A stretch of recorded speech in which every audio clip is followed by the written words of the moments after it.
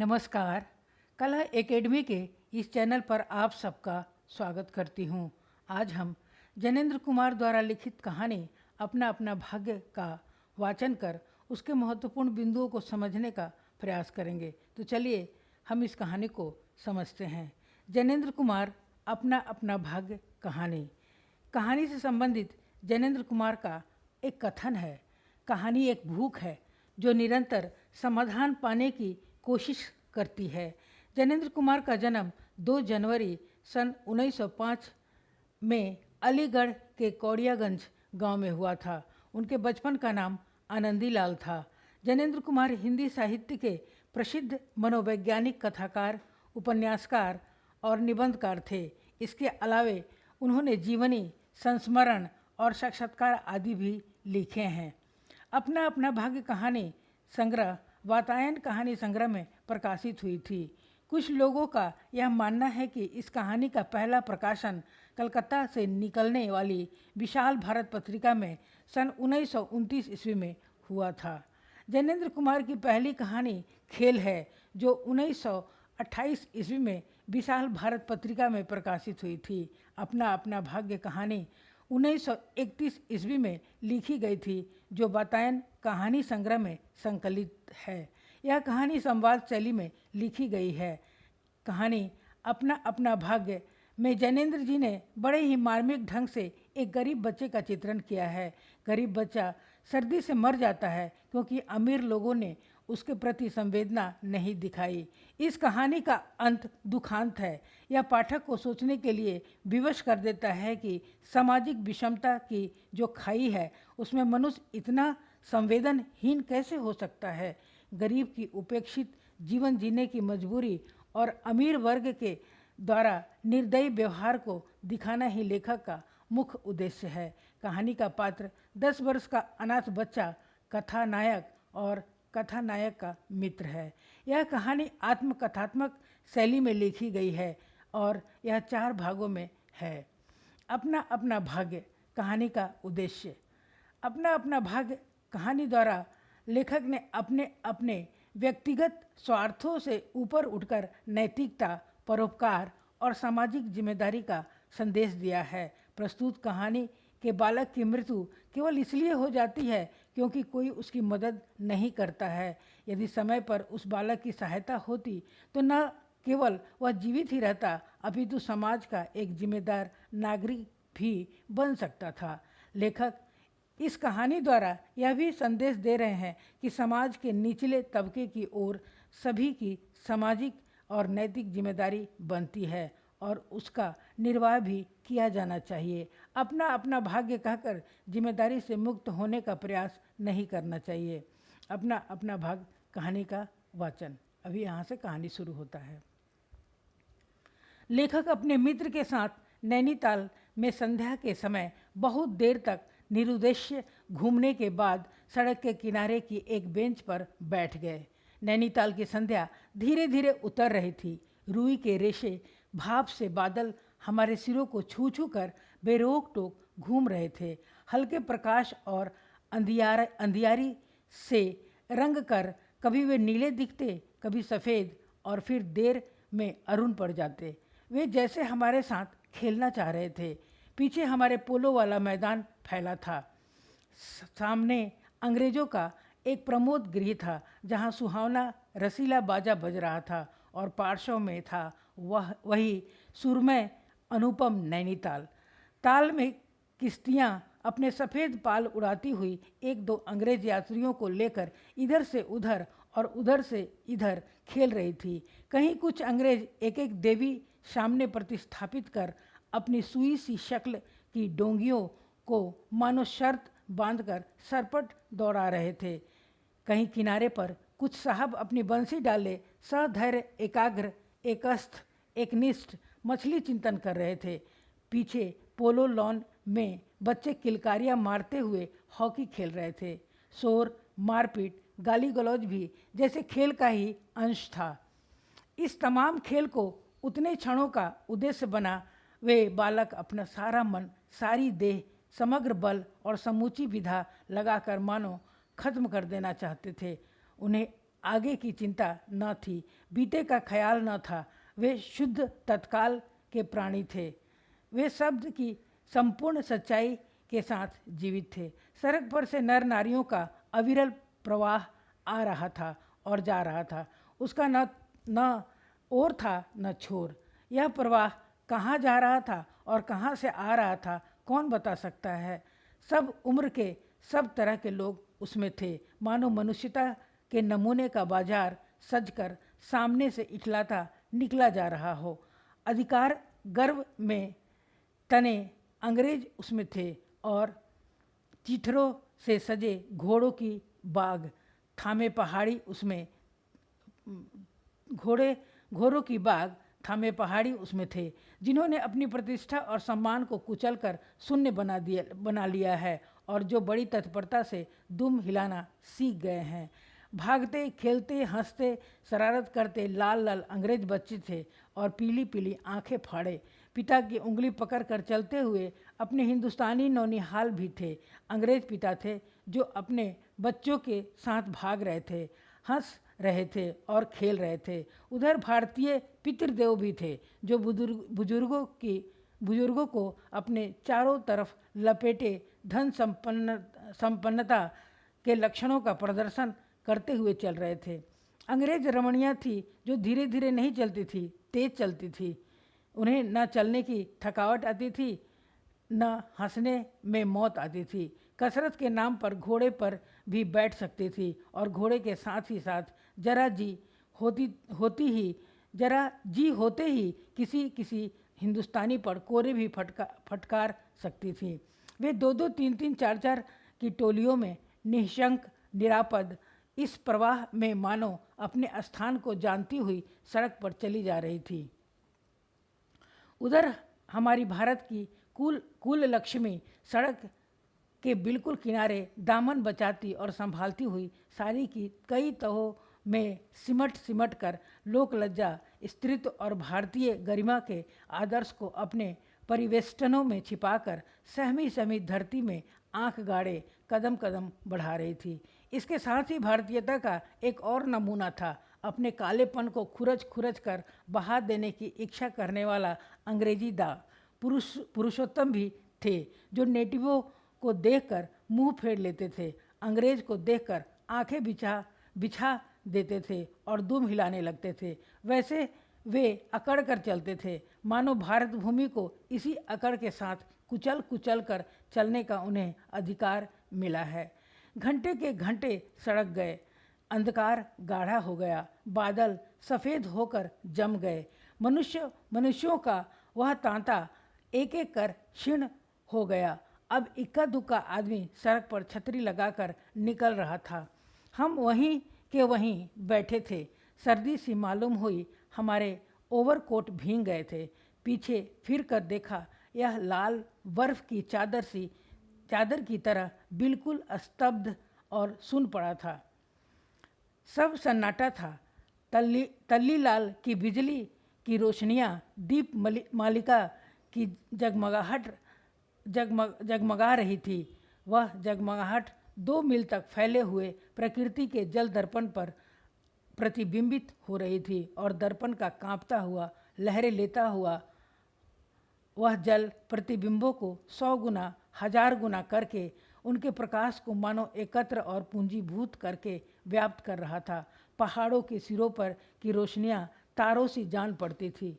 हमारे देखते देखते एक घने पर्दे ने आकर इन सबको ढक दिया। रोशनियां मानो मर गई, जगमगाहट लुप्त हो गई। वे काले काले भूत से पहाड़ भी इस सफ़ेद पर्दे के पीछे छिप गए। पास की वस्तु भी न दिखने लगी, मानो यह घनीभूत प्रलय था। सब कुछ इस घनी गहरी सफ़ेदी में दब गया, एक शुभ महासागर में फैलकर संस्कृति के सारे अस्तित्व को डुबो दिया। ऊपर नीचे चारों तरफ वह निर्भेद सफ़ेद शून्यता ही फैली हुई थी। ऐसा घना कोहरा हमने कभी नहीं देखा था। वह टप टप टपक रहा था। मार्ग अब बिल्कुल निर्जन चुप था। वह प्रवाह न जाने किस घोंसलों में जा छिपा था। उस बृहदाकार शुभ्र शून्य में कहीं से 11 बार टन टन हो उठा, जैसे कहीं दूर कब्र में से आवाज़ आ रही हो। हम अपने अपने होटलों के लिए चल दिए। रास्ते में 2 मित्रों का होटल मिला। दोनों वकील मित्र छुट्टी लेकर चले गए। हम दोनों होटल आगे बढ़े। हमारा होटल आगे था। ताल के किनारे किनारे हम चले जा रहे थे। हमारे ओवरकोट तर हो गए थे। बारिश नहीं मालूम होती थी, पर वहाँ तो ऊपर नीचे हवा के कण कण में बारिश थी। सर्दी इतनी थी कि सोचा कोट पर एक कंबल और होता तो अच्छा होता। रास्ते में ताल के बिल्कुल किनारे पर एक बेंच पड़ी थी। मैं जी में बेचैन हो रहा था। झटपट होटल पहुंचकर भीगे कपड़ों से छुट्टी पा गर्म बिस्तर में छिपकर सोना चाहता था, पर साथ में मित्रों की सनक कब उठेगी कब थमेगी इसका पता न था, और वह कैसी क्या होगी इसका भी अंदाज़ा नहीं था। उन्होंने कहा, आओ जरा यहाँ बैठो। हम उस चूते कुहरे में रात के ठीक 1 बजे तालाब के किनारे उस भीगी बर्फ सी ठंडी हो रही लोहे की बेंच पर बैठ गए। 5, 10, 15 मिनट हो गए। मित्र के उठने का इरादा न मालूम हुआ। मैंने खिसिया कर कहा, चलिए भी, अरे जरा बैठो भी। हाथ पकड़कर जरा बैठने के लिए जब इस जोर से बैठा लिया तो और चारा न रहा। लाचार बैठे रहना पड़ा। सनक से छुटकारा आसान न था, और यह बैठना जरा न था, बहुत था। चुपचाप बैठे तंग हो रहा था, कूढ़ रहा था कि मित्र अचानक बोले, देखो वह क्या है। मैंने देखा कुहरे की सफ़ेदी में कुछ ही हाथ दूर से एक काली सी सूरत हमारी तरफ बढ़ी आ रही है। मैंने कहा, होगा कोई। 3 गज की दूरी से दिख पड़ा। वह लड़का सर के बड़े बड़े बालों को खुजलाता चला आ रहा है। नंगे पैर हैं, नंगा सिर, एक मैली सी कमीज लटकाए है। पैर उसके न जाने कहाँ पड़ रहे हैं, और वह न जाने कहाँ जा रहा है, कहाँ जाना चाहता है। उसके कदमों में जैसे कोई न अगला न कोई पिछला, न दायां न बायां है। पास ही चुंगी की लालटेन के छोटे से प्रकाश वृत्त में देखा, कोई 10 बरस का होगा, गोरे रंग का है, पर मैल से काला पड़ गया है। आंखें अच्छी बड़ी पर रूखी है। माथा जैसे अभी से झुर्रियाँ खा गया है। वह हमें न देख पाया। वह जैसे कुछ भी नहीं देख रहा था, न नीचे की धरती, न ऊपर चारों तरफ फैला हुआ कोहरा, न सामने का तालाब और न बाकी दुनिया। वह बस अपने विकट वर्तमान को देख रहा था। मित्र ने आवाज़ दी, ए! उसने जैसे जग कर देखा और पास आ गया। तू कहाँ जा रहा है? उसने अपनी सूनी आंखें फाड़ दी। दुनिया सो गई, तू ही क्यों घूम रहा है? बालक मौन मुख फिर भी बोलता हुआ चेहरा लेकर खड़ा रहा। कहाँ सोएगा? यहीं कहीं। कल कहाँ सोया था? दुकान पर। आज वहाँ क्यों नहीं? नौकरी से हटा दिया। क्या नौकरी थी? सब काम, 1 रुपया और जूठा खाना। फिर नौकरी करेगा? हाँ। बाहर चलेगा? हाँ। आज क्या खाना खाया? कुछ नहीं। अब खाना मिलेगा? नहीं मिलेगा। यूं ही सो जाएगा? हाँ। कहाँ? यहीं कहीं। इन्हीं कपड़ों में? बालक फिर आंखों से बोलकर मुख खड़ा रहा। आंखें मानो बोलती थी, यह भी कैसा मूर्ख प्रश्न। माँ बाप हैं? हाँ। कहाँ? 15 कोस दूर गांव में। तू भाग आया? हाँ। क्यों? मेरे कई छोटे भाई बहन हैं, सो भाग आया। वहाँ काम नहीं, रोटी नहीं। बाप भूखा रहता था और मारता था। माँ भूखी रहती थी और रोती थी, सो भाग आया। एक साथी और था, उसी गांव का, मुझसे बड़ा था। दोनों साथ यहाँ आए। अब वह नहीं है। कहाँ गया? मर गया। मर गया? मर गया? हाँ साहब। हाँ, साहब ने मारा, मर गया। अच्छा, हमारे साथ चल। वह साथ चल दिया। लौटकर हम वकील दोस्तों के होटल में पहुँचे। वकील लोग होटल के ऊपर के कमरे से उतर कर आए। कश्मीरी दोसाला लपेटे थे, मोजे चढ़े, पैरों में चप्पल थी, स्वर में हल्की झुंझलाहट थी। वह कुछ लापरवाही थी। आहा, फिर आप कहिए, आपको नौकर की ज़रूरत थी ना? देखिए यह लड़का है, कहाँ से ले आए? इसे आप जानते हैं? जानता हूँ, यह बेईमान नहीं हो सकता। अजी, ये पहाड़ी बड़े शैतान होते हैं, बच्चे बच्चे में गुल छिपे रहते हैं। आप भी क्या अजीब हैं, उठा लाए कहीं से। लो जी, यह नौकर लो। मानिए तो यह लड़का अच्छा निकलेगा। आप भी जी, बस खूब है। एरे गेरे को नौकर बना लिया जाए, अगले दिन वह न जाने क्या क्या लेकर चंपत हो जाए। आप मानते ही नहीं, मैं क्या करूं? माने क्या खाक। आप भी जी अच्छा मजाक करते हैं।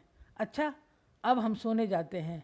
और वे 4 रुपये रोज के किराए वाले कमरे में सजी मसहरी पर सोने झटपट चले गए।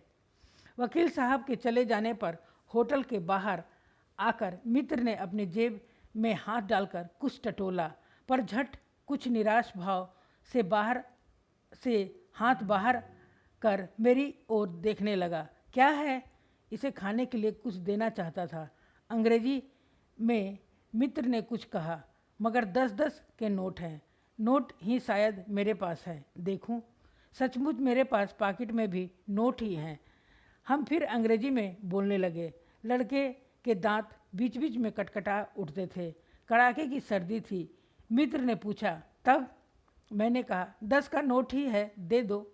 सकपका कर मित्र मेरा मुंह देखने लगा। अरे यार, बजट बिगड़ जाएगा।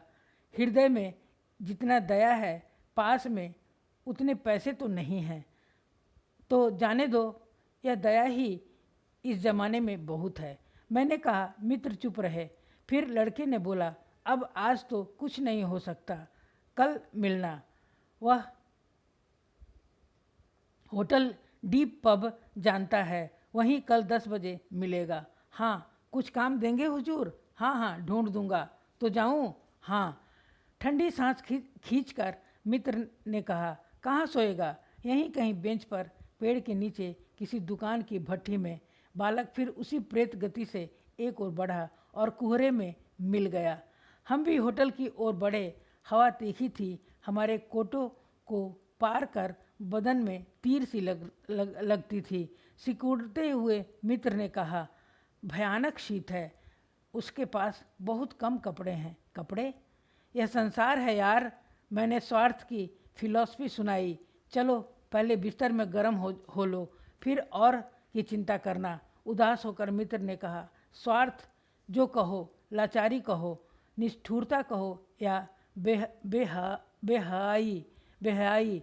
दूसरे दिन नैनीताल स्वर्ग के किसी काले गुलाम पशु के दुलारे का वह बेटा, वह बालक निश्चित समय पर हमारे होटल डी पब में नहीं आया। हम अपनी नैनीताल की सैर खुशी खुशी ख़त्म कर चलने को हुए। उस लड़के की आस लगाते बैठे रहने की ज़रूरत हमने न समझी। मोटर में सवार होते ही थे कि यह समाचार मिला कि पिछली रात एक पहाड़ी लड़का सड़क के किनारे पेड़ के नीचे ठिठुर कर मर गया। मरने के लिए उसे वही जगह, वही 10 बरस की उम्र और वही काले चीथड़ों की कमीज मिली। आदमियों की दुनिया ने बस यही उपहार उसके पास छोड़ा था। पर बताने वाले ने बताया कि गरीब के मुंह पर छाती, मुट्ठी और पैरों पर बर्फ़ की हल्की सी चादर चिपक गई है, मानो दुनिया के बेहाई ढकने के लिए प्रकृति ने शव के लिए सफ़ेद और ठंडे कफन का प्रबंध कर दिया था। सब सुना और सोचा, अपना अपना भाग्य। कहानी यहीं समाप्त होती है। यह कहानी हमें दूसरों की मदद करने का पाठ सिखाती है। मनुष्य को अपनी मनुष्यता नहीं छोड़नी चाहिए। यही तो एक अंतर है जो हमें जानवरों से अलग बनाता है। डॉक्टर नामवर सिंह के अनुसार अपना अपना भाग्य मानवीय संवेदना के मर जाने की कहानी है। धन्यवाद। आप सबने इस वीडियो को सुना और देखा, इसके लिए मैं आप सबका धन्यवाद करती हूँ। कृपया वीडियो को लाइक, सब्सक्राइब और शेयर अवश्य करें ताकि अन्य विद्यार्थी भी इससे लाभान्वित हो सकें। धन्यवाद। जय हिंद।